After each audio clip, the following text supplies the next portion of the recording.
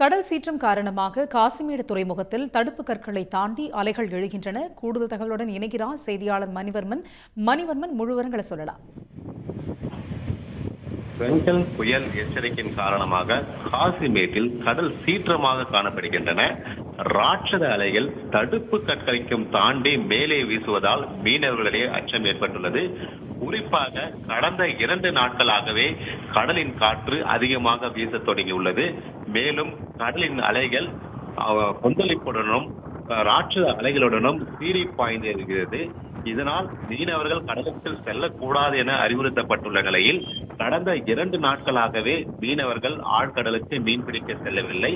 இந்நிலையில் புயல் எச்சரிக்கை காரணமாக கடலின் காற்று அதிகமாக வீச தொடங்கியுள்ளது.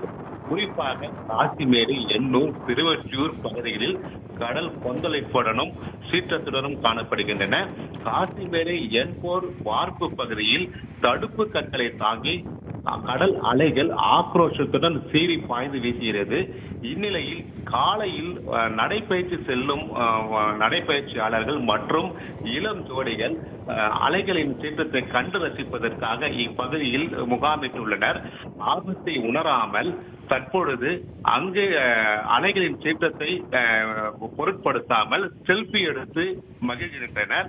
இருந்தாலும் கடலின் அலையின் சீற்றம் அதிகரித்துக் கொண்டு இருக்கிறதனால் கடலின் நீர்மட்டம் உயர்ந்திருக்கிறது.